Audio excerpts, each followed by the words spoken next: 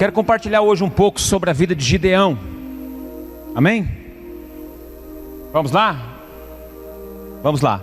Então os homens de Efraim disseram a Gideão: que é isso que nos fizestes? Que não nos chamastes quando fosse pelejar contra os midianitas? E contenderam fortemente com ele. Porém ele lhe disse: que mais fiz eu agora? Que mais fiz eu agora do que vós? Não são porventura os rabiscos de Efraim melhores do que a vidima de Abiezer? Ou seja, a sobra das uvas, as sobras das uvas da tribo de Efraim não são melhores do que a vidima de Abiezer? Quando Gideão está falando, só abre um parênteses aqui para vocês entenderem essa frase. Quando Gideão está falando isso aqui é porque os efraimitas estavam cobrando Gideão, e Gideão era de uma tribo bem menor, inferior, e que a tribo de Efraim era considerada superior, e que as uvas, o vinho de Efraim, até a sobra deles era melhor do que a da tribo de Abiezer. Então, só para o entendimento de vocês aí: Deus entregou nas vossas mãos os príncipes dos midianitas, Oreb e Zeeb. Que pude eu fazer comparável com o que fizestes? Então, falar-lhes esta palavra, abrandou a ira para com ele. Vindo Gideão ao Jordão, passou com os 300 homens que com ele estavam, cansados, mas ainda perseguindo. Repete comigo: cansados, mas ainda perseguindo. Fala mais uma vez: cansado, mas ainda perseguindo os inimigos. Fala: cansado, mas perseguindo. Cansado, mas continuando. Cansado, mas insistindo. Cansado, mas perseverando. Vamos continuar. Agora vocês já entenderam o mistério que vai daqui para frente, né? Aleluia. E disse aos homens de Sucote: dai, peço-vos alguns pães para estes que comigo seguem, pois estão cansados, e eu vou ao encalço de Zebá e Salmuná, reis dos midianitas.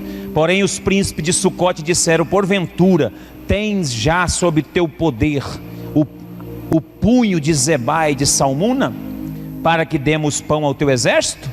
Então disse Gideão: por isso, quando o Senhor entregar nas minhas mãos Zebá e Salmuna, trilharei a vossa carne com os espinhos do deserto e com os abrolhos. Dali subi a Penuel, e de igual modo dali subiu a Penuel e falou aos homens de Penuel, dizendo, e os mesmos responderam como os homens de Sucote haviam lhe respondido. Pelo que também falou aos homens de Penuel, dizendo: quando eu voltar em paz, derribarei esta torre. Estavam, pois, Zeba e Salmuna em Carcor, e os seus exércitos com eles, uns 15.000 homens, todos os que restaram do exército dos povos do Oriente. E os que caíram foram 120.000 homens que puxaram a espada. Subiu Gideão pelo caminho dos nômades do Oriente, de Nobá até Jogbá, e feriu aquele exército que achava-se descuidado. Até aí. Querido Deus, obrigado por esta palavra. Obrigado pelo o momento em que nós estamos vivendo, pois sei que há uma revelação de Deus sobre esse texto para essa igreja e para a nossa vida. Dá-nos a tua palavra. Quanto mais termos a tua palavra, mais avançaremos no propósito, ainda que cansados. Graças te damos por esse momento, em nome de Jesus. Amém. Irmãos, persistindo mesmo que cansado, porque a proposta nossa é descobrir o que é que tem no final. E a palavra liberada é que no final, o final será melhor do que o início. O final será melhor do que o começo. Não importa como você saiu, o que importa é se você vai celebrar no final. Não importa as crises que você teve no início da sua família, do seu casamento. Não importa o início, aquilo que você viveu antes. O importante é que se no final de todas essas coisas, você conseguir celebrar ao Senhor. Você persistir durante o período, o tempo, e você conseguir resistir a isso, o final será glorioso. E eu estou com esse texto porque Gideão aqui, ele está vindo já de uma batalha. Gideão, ele aqui vence aproximadamente 120 mil pessoas, o exército midianitas. E eles já tinham caminhado aqui entre guerras e andanças no deserto, cerca de 80 quilômetros. Os 300 de Gideão já estavam super cansados. Porém, eles ainda estavam no encalço de alguns homens, de alguns líderes. E o nome deles aqui mencionado é Zeba e Salmuna. Esses dois, eles estavam fugitivos junto com mais uns 15 mil homens. O que restou dos exércitos que perderam para Gideão na guerra, sumiram, desapareceram. E isso fez com que Gideão fosse atrás no encalço para poder vencer também. E quando eles passam por uma região, interessante que quando eles passam por uma região chamada Sucote e um outro lugar chamado Penuel, ele vai pedir pão, vai pedir abrigo, vai pedir alimento, porque o exército, os 300 dele, está com fome, está cansado, e eles estão perseguindo ainda. E para a estranheza de Gideão, os homens de Sucote disseram: vocês já pegaram já tem em suas mãos o maná? Já está sob o seu poder?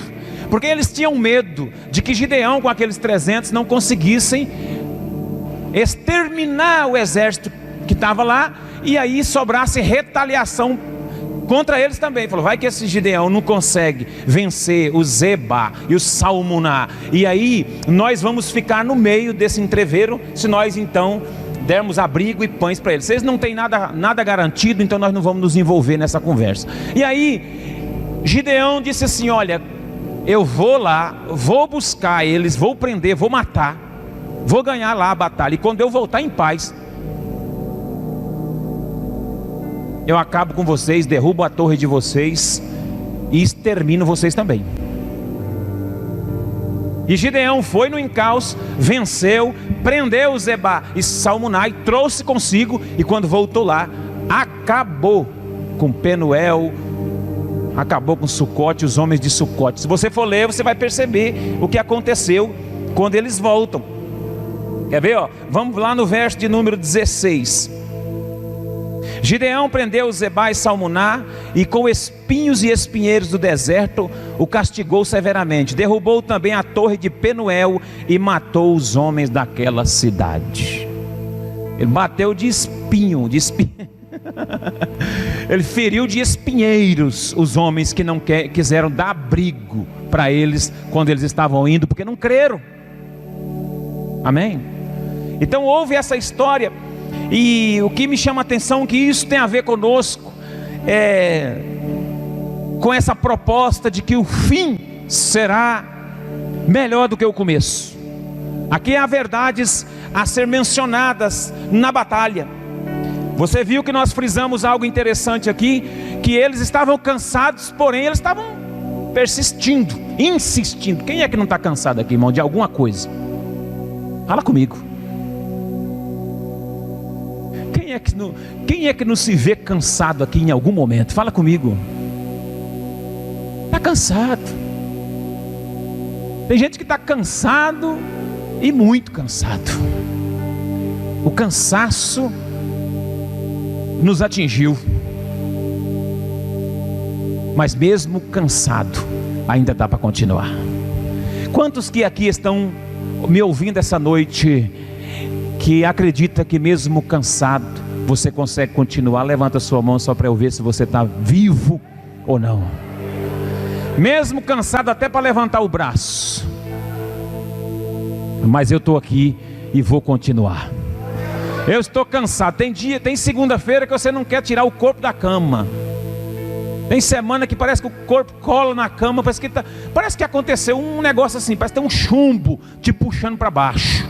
Tanta dor no corpo, no ombro, levanta, é aquela luta, é aquele cansaço, abatimento, apatia espiritual, é físico, é financeiro, é mental, é psicológico, é cognitivo, a gente não sabe nem quem nós somos. Tem hora que você fala assim, mas quem sou eu mesmo de verdade? Aí você dá batidinha na cabeça assim para voltar. Falei, bom, agora eu voltei. Isso é cognição, irmão. Isso é a pessoa tá meio perdida assim, tá? Quando você estiver assim, você dá um cascudinho de lado assim, tá, e volta. Aí fala, oh, aleluia, Jesus, estou por aqui ainda. Uma batidinha. Canseira nos consome. Eles estavam cansados, porém estavam continuando. Então eu quero elencar algumas verdades aqui na história de Gideão, porque Gideão é um ponto fora da curva. Gideão é aquele líder, Gideão é aquele que ninguém acredita.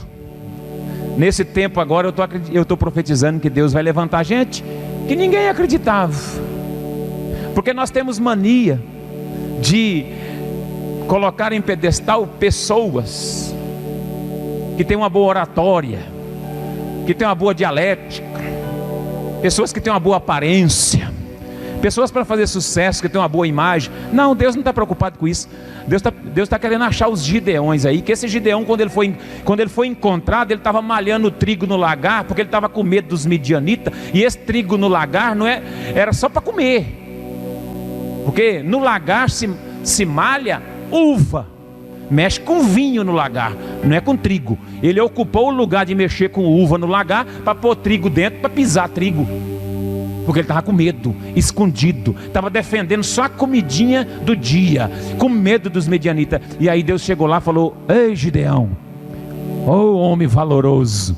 Sabe quando você está com medo, quando você acha que você não é ninguém, quando você acha que você não serve para nada, e você escuta uma voz do alto falando, ei valorosa, ei valoroso, ei varão valoroso, ei. Aí você dá uma olhadinha de lado assim para ver se tem mais alguém. Quando Deus aponta o dedo para você, ei varão, ei, é você mesmo. Aí você fala assim, será que está falando comigo ou com alguém que está aqui? Porque eu não posso ser. Gideão falou assim também. Gideão falou, a nossa tribo é a menor de Israel. Deus falou, é contigo que eu tenho esse compromisso, porque tem esse momento agora. Deus vai levantar gente do anonimato, Deus vai tirar a gente da cadeia para poder usar com poder e glória dentro da nação brasileira. Deus vai arrancar gente assim, vai arrancar gente do hospital, Deus vai arrancar gente do manicômio, doido, batido com a cabeça, para ser usado no Brasil para a glória de Deus. E você vai ver e ouvir e vai saber que é Deus que está fazendo. É os Gideões da vida que Deus está levantando. É os que não são para confundir aqueles que pensam que são alguma coisa. É aqueles improváveis. Amém? Então esse Gideão estava assim, e ele tinha vencido a maior parte dos midianitas, mas ele estava no encalço de um restante ainda. E foi aí que ele teve esse encontro. E eu quero detalhar alguns pontos. Primeira verdade a ser considerada, para ser didático com você, para que o fim dessa história que você está vivendo seja melhor do que o começo. Olha o verso 1 desse texto. Então os homens de Efraim lhe disseram, o que é isto que nos fizeste? Não nos chamastes quando foste pelejar contra os midianitas? Porque teve uma turma que Deus orientou Gideão selecionar. Gideão tinha um exército de 32 mil homens, e Deus selecionou e derrubou para 300 homens. Você já imaginou, rapaz? Você sair para uma guerra com 32 mil homens, Deus fazer cair para 300. Então boa parte desse povo ficou chateado com Gideão. Boa parte desse povo achou ruim. Rapaz, ele me dispensou. Nós somos da tribo de Efraim, esse Gideão nos dispensou. Então eles ficaram bravos quando Gideão passa no trajeto de volta, no encalço dos inimigos. Eles falaram: ô, por que vocês não nos chamassem, rapaz? Ciúme, egoísmo. Os homens de Efraim perguntaram: o que é isso que nos fizestes? Mas aí o Gideão tem uma palavra tranquila. Provérbios 14:30 diz que o coração tranquilo é a vida da carne, mas a inveja é a podridão dos ossos.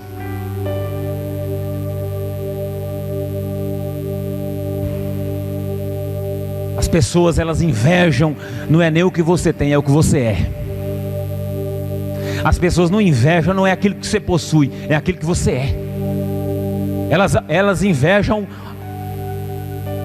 o lugar que você está, aquilo que Deus está fazendo na sua vida, aquilo que você exercita. As pessoas invejam. Elas invejam o casamento que você tem. Elas invejam a família que você tem. Então, irmãos, tem que ter muito cuidado. Tem que ter muito cuidado. Mas para romper isso, a gente tem que ter uma resistência. Gideão resistiu. Olha o que ele disse. Ele, porém, disse: que mais que fiz eu agora contra vós? Não são os restos das uvas de Efraim melhor do que a colheita de Abiezer? Então ele faz uma comparação e dá uma palavra. Ele elogia a tribo. Fala: eu vou sair fora disso, porque isso aqui é só simplesmente para atrapalhar o meu percurso.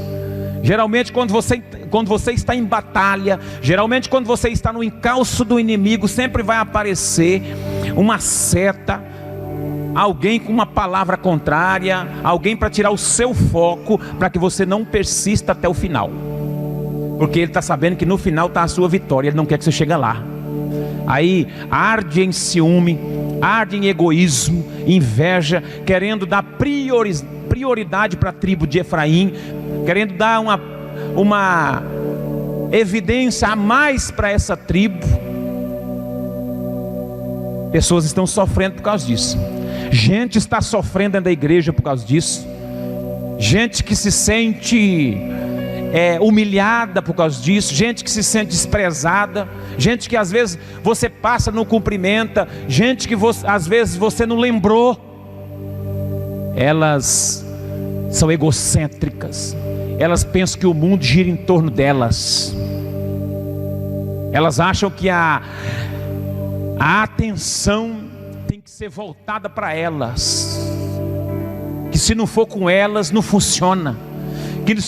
Que se não for a tribo de Efraim, ele estava tão, os líderes de Efraim estavam tão com a alma tão judiada, tão ferida, eles estavam tão amargurados de espírito contra Gideão, que eles disseram: rapaz, o que você fez? Por que você não nos chamou para essa batalha? Agora, depois que ele viu que Gideão com 300 conseguiu vencer muita gente, agora eles foram lá cobrar. Geralmente as pessoas que cobram, elas cobram depois da batalha ganha. Geralmente as pessoas que cobram não fazem nada. Geralmente as pessoas que cobram você de orar, elas não oram. Geralmente as pessoas que cobram você de jejuar, elas não aguentam jejuar nem até 10 horas da manhã. Geralmente as pessoas que estão no encalço de alguma coisa, elas são egocêntricas, invejosas, ciumentas. Elas têm uma psicopatia, a mente delas são perturbadas, elas querem a centralidade em cima delas, elas querem que as atenções sejam voltadas para ela, porque se não for com elas não funciona, e Deus prova que funciona. Deus conta comigo, irmão, mas Deus não depende de mim. Deus conta com você, mas Deus não vai depender de você. Se você rejeitar, se você parar, se você interromper o que Deus tem na sua vida, Deus continua com o outro. Ah, mas eu sou... Tudo bem, até os restos das uvas de vocês é melhor do que da tribo de Abiezer. E eu reconheço, Gideão disse. Mas na batalha Deus direcionou para selecionar os 300, e nós fomos com 300, e a vitória é do Senhor. E nós temos que entender que a batalha é nossa, no nome do Senhor. Resista, irmão, a espírito espíritos ciumentos, a espíritos invejosos, espíritos macabros que rodeiam os muros da sua casa, da sua família, das suas coisas. Vigia, vigia, fica de olho, porque você pode falar assim: mas eu não tenho nada, pastor, para as pessoas terem inveja de mim, eu não tenho nada. Não, as pessoas não têm inveja do que você tem inveja do que você é. E você tem que ter o olhar atento espiritual, porque não é contra as pessoas que nós lutamos, é contra o espírito, e nós temos que ter resistência em cima disso. Sabe aquelas pessoas que estão dando tapinha nas suas costas, te chamando de... Essas pessoas, algumas delas, muitas vezes, quando sai, que vira as costas para você, fala mal de você.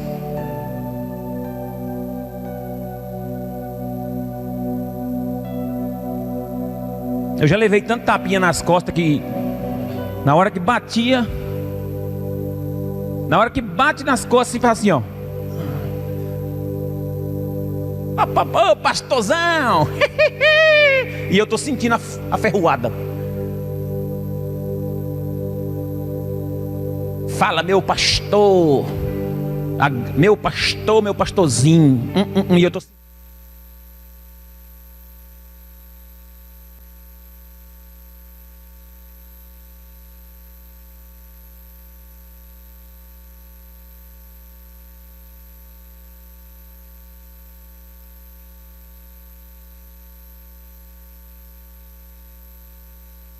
Haja com diplomacia. Voltou. Oh, benção, hein? Haja com diplomacia. Ou seja, português do Pedro Carlos de Araputanga: jogo de cintura. Você já viu falar em jogo de cintura? Não é porque você vai ser hipócrita, falso, não. Porque tem gente também, irmão, que eu vou falar a verdade pra você. Fala assim: ó, pastor, aqui eu sou verdadeiro, então eu não consigo esconder nada. Irmão, mesmo sendo verdadeiro, você não foi chamado para falar toda hora. Porque você tem uma verdade, você não é obrigado a ficar falando na lata para os outros, para ofender os outros, não. Esconde, guarda essa verdade, ela vem à tona na hora certa. Calma um pouco, diminui o estresse, senão você vai morrer de pressão, a pressão vai estourar lá em cima, você vai morrer. E não vai resolver. Isso que não resolve. Fica fadigado, vai morrer, e não resolve. Então, por um lado, você tem que se controlar, mas por outro, você tem que ter aquele molejo. Olha o que Gideão fez com uma palavra só. A Bíblia diz que em Provérbios 15:1, se quiser jogar na tela o Provérbios 15:1, enquanto eu ministro aqui, a palavra branda, ela vai aplacar o furor. E com uma palavra branda, ele aplaca a ira da tribo de Efraim e diminui as críticas. Você, com uma palavra, você pode abrandar a ira das pessoas. Você tem a sabedoria. Eu ministro sobre sua vida sabedoria sobre sua mente, sua vida.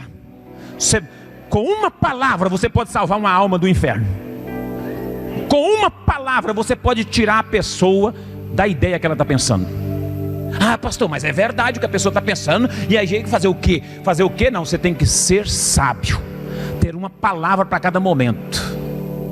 Olha lá, a resposta branda desvia o furor, mas a palavra dura suscita a ira.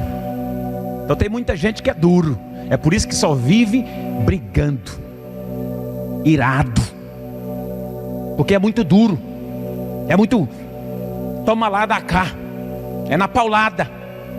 Então temos que ter uma palavra mansa. Amém? Aleluia. Eclesiastes capítulo 10, verso de número 12.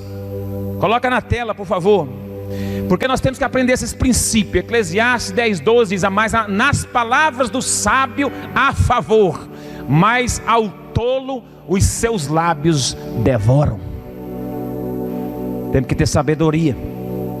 Então, quando os efraimitas foram para cima dele, questionando ele, ele falou assim: não, a tribo de vocês, até o resto das uvas delas é melhor do que a da nossa tribo, da tribo de Abiezer. Calma, gente, vocês, calma. Aí ele falou mais ainda. Ele disse assim no verso 3: Deus vos entregou nas vossas mãos os líderes dos midianitas, Oreb e Zeeb. O que vocês estão reclamando? Que os efraimitas também foram responsáveis. O que pude eu fazer em comparação ao que fizestes? A Bíblia diz: então a sua ira se abrandou para com ele, quando ele falou esta palavra. Gideão abrandou a fúria da tribo de Efraim contra ele. O que você tem feito, irmão, para acalmar as pessoas? Pastor, eu estou apagando fogo agora com gasolina. Pastor, o negócio meu agora eu estou pondo para derreter. Veio de lá para cá, eu estou mandando. Que o negócio aqui eu jogo um balde de gasolina, pega fogo logo, derrete tudo. Tem uns crentes assim. Tem uns irmãos assim. Vê o outro que ele já está envenenado no último. Ele fala: agora que eu vou acabar de matar mais. Agora eu vou pôr para... Aí vai lá, posta um negocinho na internet. Aí vai lá, coloca um negocinho no status. Todo mundo está sabendo o que ele está falando. Todo mundo. E ele já faz para saber mesmo. O diabo antigamente usava muito, era a língua do povo. Agora usa a ponta dos dedos.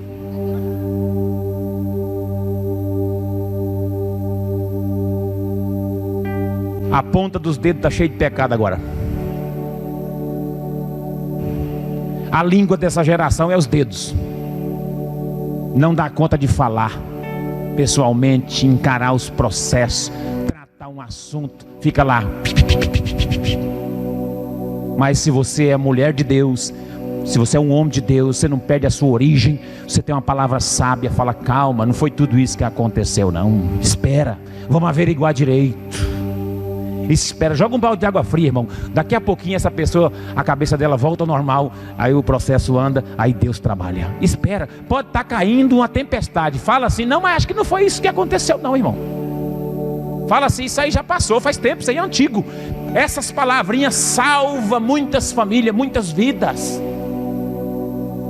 Agora aquelas assim, é mesmo, né? Você viu? Aquilo ali não é... Está indo na igreja, mas não é coisa boa. Começa. Está matando. Eu já sabia. Nem que me contaram. Aí nem está sabendo, está querendo investigar. Fala: eu fiquei sabendo. Mentira, que você não estava sabendo, está sabendo agora. Agora você está querendo investigar para saber o resto da conversa. Quando uma pessoa vem contar uma coisa que o outro não está sabendo, e que ele é fofoqueiro demais, e ele gosta de saber as coisas, ele não sabia, mas aí o outro contou: você viu fulano lá? Falou: então rapaz, eu fiquei sabendo mesmo. Como é que foi lá? Você viu os detalhes lá, como é que é, não sei o que. Ele não estava sabendo, agora ele já começou a querer saber. É algo incrível isso aí. A gente tem que ter cuidado para vencer, para superar os limites, para ir até o final, para resistir mesmo que cansado, continuar perseguindo. Outra verdade, verso 4: vindo Gideão ao Jordão, passou com 300 homens que com ele estavam, cansados, mas ainda perseguindo. Cansado, mas ainda persistindo. Aquela era a oportunidade que Gideão tinha, ele não podia deixar passar. Tem coisa, irmão, que se você parar para descansar, você não vai conseguir voltar. Mesmo cansado, continue orando.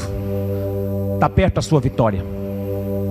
Aquela campanha de oração, aquelas 3 quinta-feiras, mesmo cansado, venha, resista, insista, persista, vem. Mas eu estou cansado hoje para ir para o culto. Vem porque tem gente que vem lá da cidade de Alta a pé, de moto, bicicleta. Vem. Tem muitos aí que tem um carro e mora perto, e às vezes não vem. Vem, insista, continue, mesmo que cansado. Se ele parasse, ele jamais derrotaria os seus inimigos, jamais alcançaria aquela vitória. Não pare. Na nossa caminhada muitas vezes nos cansamos, mas não podemos parar. Temos que continuar perseguindo os nossos objetivos. Você tem algum sonho? Você tem algum objetivo? Está cansado? Está quase parando?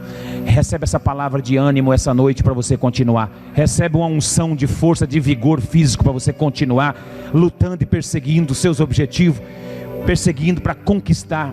Leve uma vida de oração disciplinada, uma vida familiar disciplinada, uma vida profissional. Trabalhe, busque. Está cansado? você não pode desistir agora. Tem algumas armas que nós temos que utilizar, mesmo cansado: oração, leitura da palavra e jejum. Eu estava conversando com o irmão Gilberto essa semana e falei para o irmão Gilberto: irmão, o jejum é algo que a igreja tem que descobrir. Muitos crentes já sabem o que eu estou falando, porque jejum, desde quando você é crente, alguém fala alguma coisa sobre jejum. Jejum, essa semana eu tive o privilégio de ensinar para 3 ou 4 pessoas um pouquinho sobre o jejum, e eu pedi para jejuar, porque o jejum, ele abre um campo espiritual na sua mente. Quando você está jejuando, você resiste a umas setas que vêm e que você não discerne se é o jejum. Pastor Antônio Cirilo fala que o jejum, ele desata dentro de nós um espírito violento da parte de Deus, para combater aquele que é mais valente dos espíritos demoníacos. Porque se você for ler um texto lá em Lucas capítulo 11, você vai ver que numa libertação, Jesus está falando assim, que quando existe um valente dentro de uma casa, ele está lá dentro da casa, o valente, ele só sai de lá quando chega um mais valente. A origem dessa palavra é violento. Amém? É violento, é o valente, é o violento. Tem um violento lá dentro, e ele só vai respeitar quando chega um mais violento do que ele. A expressão valente é usada lá, e ele só respeita quando chega um mais valente. Quando é que você se apropria do mais valente? Quando é que o crente tem acesso e ele busca essa valentia espiritual de Deus para dentro dele? Quando ele jejua.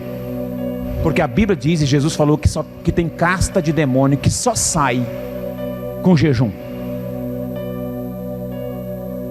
Essa aqui eu estou dando de graça, tá? Não estava nem na mensagem. Essa consultoria espiritual aqui eu estou dando de graça para você. Você só não vence se você não jejuar. Tem demônio, tem obras estranhas que estão acontecendo, que elas não vão sair se você não utilizar da ferramenta do jejum.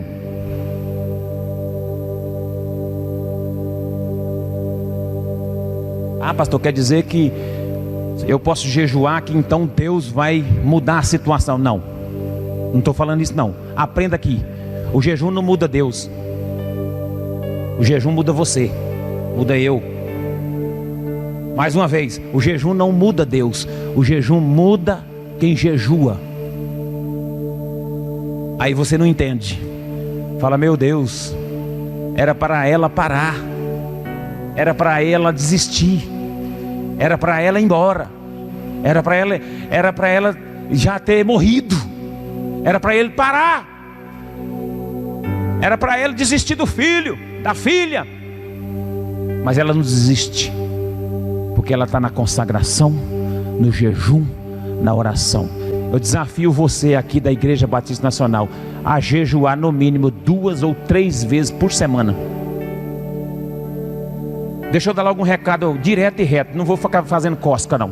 Se você não jejuar 2, 3 vezes por semana, você não vai ter uma vida cristã saudável.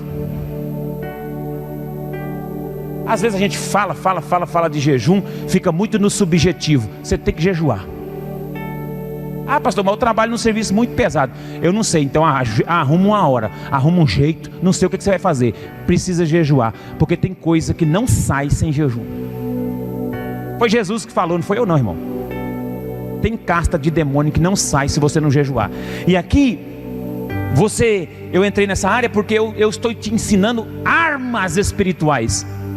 Para você guerrear espiritualmente, você só pode guerrear com oração, jejum e palavra. Foi a ferramenta que Jesus usou. Agora, se Jesus usou oração, jejum e palavra, como é que você quer vencer sem isso? Me explica.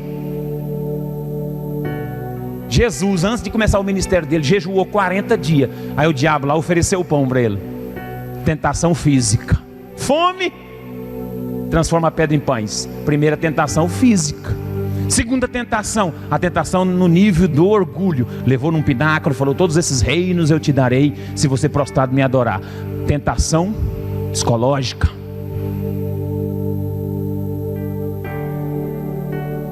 E a terceira tentação, a tentação na área espiritual.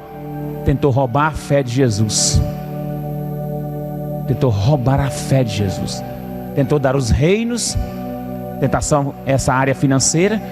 E agora atuou na área espiritual de Jesus. Ele tentou, só que Jesus estava jejuando. As respostas de Jesus foi tudo na lata. Porque quem jejua tem o discernimento quando o diabo chega. Quem está me entendendo aqui? Você quer ter um fim glorioso? Ah, começou tudo errado. Está dando tudo errado ainda. O negócio está feio ainda. Mas quer ter um final de Deus? Receba a palavra que esse profeta está falando hoje aqui. Começa a orar e jejuar e começa a aumentar o nível de intimidade com Jesus, que você vai ver se você não vai ter o discernimento para romper isso aí. Começa, faz, fecha com Jesus. Fala, eu vou entrar num propósito sério. E quando você for jejuar, irmão, não fica fazendo lobby não.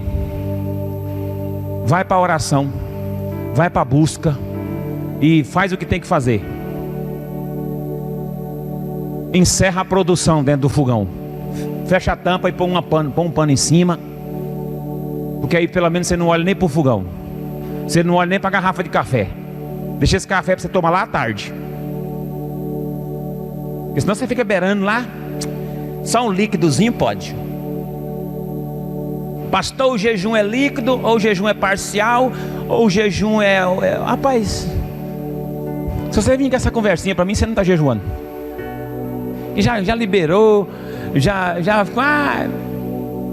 pastor, mas eu não posso, porque eu tenho que tomar pelo menos uma água. Então tudo bem, toma uma água lá, pega uma água, de vez em quando você toma um copo d'água, tá bom, tá valendo o jejum.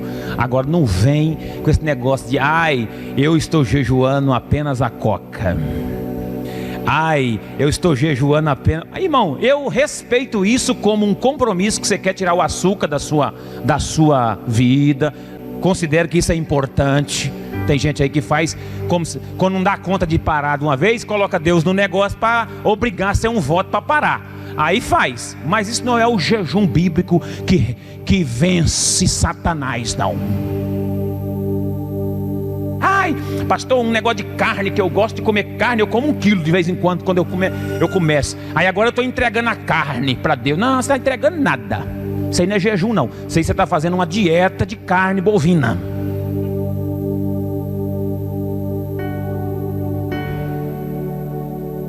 Olha, eu já mudei até a mensagem, tá? Já parei com o Gideão, já fui para o jejum. Mas você está entendendo que isso aí é uma ferramenta para a vitória. Amém? Quer jejuar, meu irmão? Vai para a consagração, vai para a oração, interrompe tudo, fecha tudo. Quando nós estávamos em casa de recuperação lá com a Peniel, quarta-feira é jejum. Já avisava segunda para os irmãos da igreja, na casa de recuperação. Menino, aquilo ali ficava seco igual língua de louro. A cozinha não via nada, não batia uma panelinha, nada. Aquilo seco, aquela tampa, portona da cozinha fechada. Aquele bicho. Falei, meu Jesus amado, hoje aqui o jejum é sério. Não, nada, pastor, nem um chazinho, nada, varão, nada. Os irmãos falam, nada, aqui nada. Você nem passa perto dessa cozinha, os irmãos. Vai para a adoração, vai para o grito, vai orar no meio do pasto e vai com Deus, porque hoje comida não tem aqui. E os irmãos oravam, Deus manifestava as bolas de fogo, dava revelação. Teve um obreiro lá que jejuou 7 dias. No 7º dia, Deus desenvolveu um dom nele, que ele orava, as pessoas tinham dente de ouro, as pessoas emagreciam, os doentes ficavam curados. Ele saiu pregando no Brasil inteiro. Mas era coisa séria. Era coisa muito séria. Se nós não levarmos a sério, nós não vamos vencer nessa etapa que nós estamos agora. Se ficar só nessa rodinha de comida, você vai vencer nada. É comidaiada. Eu não tenho nada contra os final de ano, nossas confraternizações. Não tô te apertando para isso não, irmão. Não é isso não. Agora, se não tiver uma vida contínua, não vence.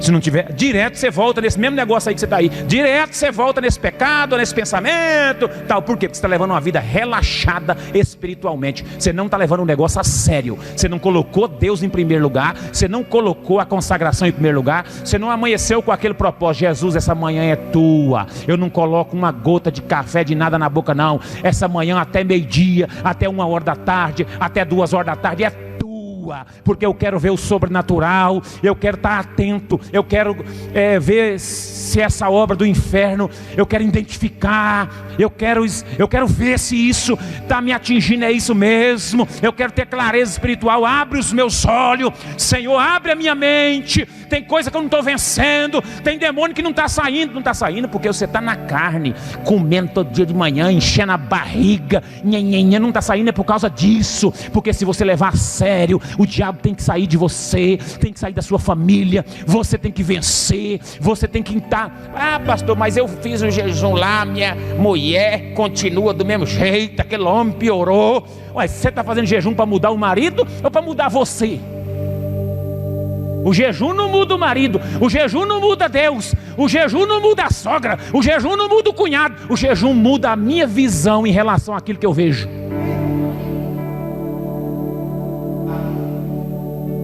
É isso.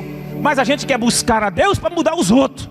Irmão, cada um caça a cova que quer morrer. Cada um pula dentro do buraco que quer morrer. Agora a gente pode livrar da cova a pessoa, se a gente vê caindo. Mas tem gente que passa por cima de você e cai do mesmo jeito. Mas você continuar orando é para Deus abrir a sua visão, para você estar atento, para você saber aonde está a seta do diabo contra a sua casa, contra a sua família. Para você saber, eu vou lutar até o final, eu vou batalhar até o final. E a minha resistência vem de quem? Vem do Senhor e das armas espirituais que Ele está me dando. Oração, jejum, palavra, você vence, continua perseguindo. Mesmo cansado, você continua. Pastor, estou cansado, estou só o pó, mas eu estou aqui. Sabe por quê? Porque quando eu estou fraco é que eu estou forte. O jejum te enfraquece. O jejum deixa você numa fome, cambaleando. E a Bíblia diz que quando eu estou fraco, é aí que eu estou forte. O jejum te enfraquece, porque quando você está fraco, é aí que você está forte. Quando a sua carne está fraca, você fica forte espiritualmente. Agora quando a sua carne está, você não aguenta nem dobrar. Quando você está muito fortinho, nem dobrar você dobra. Vai amarrar o cadastro, dá um trabalho. Quando você está muito fortinho, não estou falando nada de preconceito aqui, tá? Quando você está muito fortinho, nem orar direito você não ora. Eu não estou falando aqui das pessoas que têm dificuldade com peso, esquece. Não vai para casa falando que eu falei isso não. Não estou falando disso não. Estou falando de mim mesmo. Quando a gente está na carne, irmão, a gente não consegue ver nada. Quando a gente está muito no natural, a gente não consegue ver nada. Os irmãos me compreendem com essa palavra? Dá um glória a Deus aí. Para finalizar, continue mesmo sabendo que às vezes não teremos o apoio esperado. Gideão foi pedir apoio, abrigo, pão para os caras que estavam com fome. Pediu para os compatriotas dele: dá pão para nossa turma, esses 300 homens nossos aqui estão morrendo de fome, nós estamos cansados, já vemos uma trajetória de 80 quilômetros correndo aí para lá e para cá, dá-nos pão, porque nós precisamos perseguir lá os homens lá. Você não vai ter o apoio de todos. Uma das grandes virtudes do líder é entender que ele não tem o apoio de todo mundo.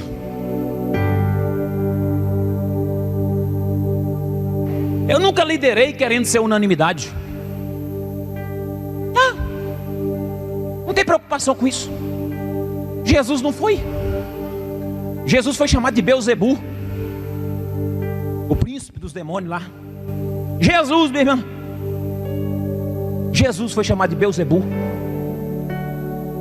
Você não vai ter o apoio de todo mundo. Você vai pedir abrigo, comida para umas pessoas, vão virar as costas para você. Você vai pedir ajuda para o seu casamento, vão virar as costas para você. Você vai pedir ajuda para os irmãos te apoiar na obra, no seu ministério, não vão acreditar em você. Vai ter gente que vai virar as costas para você, vai falar: não quero saber não, rapaz, vou me envolver com isso não, vou ficar neutro. Tem gente que na sua vida vai ficar neutro, não vai falar nem sim nem não. Eles aqui não falaram nem sim e nem não. Eles ficaram com medo de ser assim: vai que esse Gideão Só que esses 300 homens cansados vai atrás dessa turma toda aí, e ele não consegue prender esse Zebá e esse Salmunai. E quando eles voltarem aqui, aí nós estamos fritos. Então tem gente, irmão, que não acredita na palavra profética, não acredita na revelação de Deus e fica em cima do muro. Nem apoia, mas também não sai, fica lá. Fica igual um encosto. Fica só observando. Quero ver onde isso aí vai dar. Esse Gideão, coitado, cansado do jeito que está aí, vai sair de qualquer jeito aí, não vai dar em nada. Presta atenção, tem gente não vai te apoiar, e você precisa ter consciência disso. Continue. Eu libero a palavra, continue. Irmão, nós vamos continuar mesmo sabendo que tem gente que não quer que nós continuemos. Eu continuo mesmo sabendo que tem pessoas que não querem que eu continue. Você tem que continuar mesmo que tem gente que não quer que você continue. Tem gente que vai falar para você: agora você virou crente? Ah, não dou 6 meses.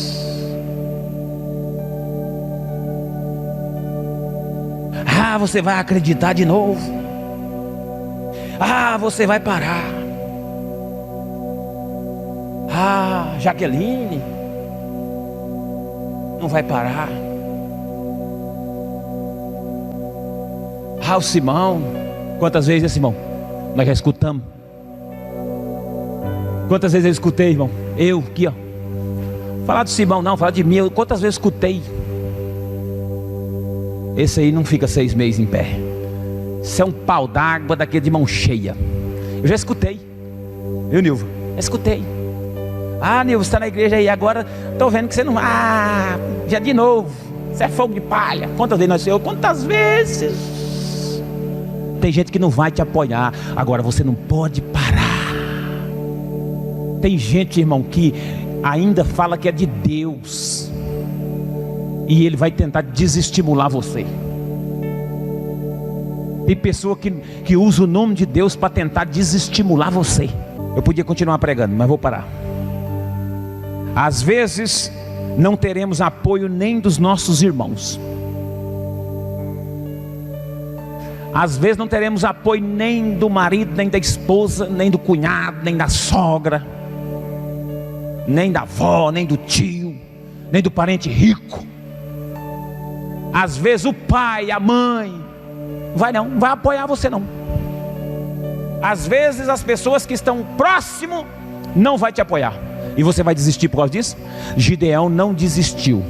Falou: tudo bem, você não quer me dar o pão não? Só que quando eu voltar de lá para cá, você prepara. Você se prepara, porque você vai ter que contemplar isso aí. A minha vitória, eu vou passar por aqui de volta com ela. E olha que o Gideão arrasou a casa deles, a torre deles, Gideão derrubou. Depois que o Gideão veio de lá para cá com a vitória, Gideão veio quebrando tudo. Veio quebrando tudo.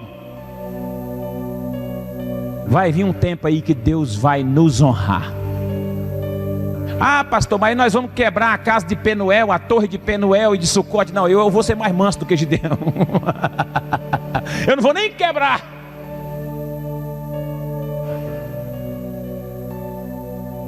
Na minha volta eu não quero nem quebrar. Eu só quero que Deus quebra. Deus faz o que Ele quiser. Deus põe onde Ele quer. Porque quem faz é Deus. Quem dá a vitória é Deus para o povo dele.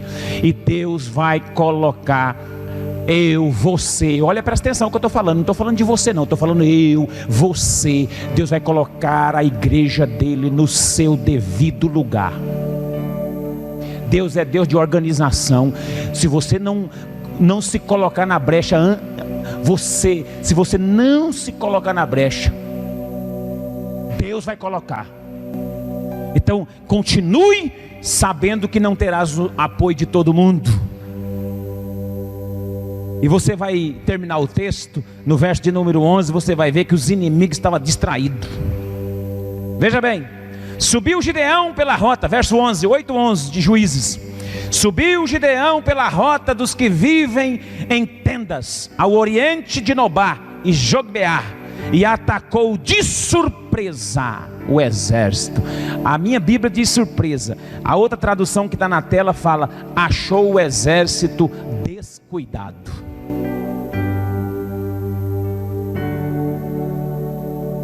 Ó, a vitória Deus vai te dar, porque Ele vai distrair o inimigo. Distrair o inimigo, você vai chegar por trás e a vitória vai ser fácil. Ele chegou, subiu Gideão pelo caminho dos nômades, ao oriente de Nobai, Jogbeá, e feriu aquele exército que se achava descuidado. Ou seja, o exército estava desprotegido. O exército inimigo estava lá, tudo sentado, tranquilo, provavelmente bebendo, comendo. Gideão chegou por trás com os 300 e pegou todo mundo, pegou o rei, pegou Salmuná, pegou Zebá, pegou eles, matou, feriu e trouxe eles. E a vitória no final foi grandiosa. Só com 300. Deus vai dar vitória para esse povo que está aqui dentro, ó.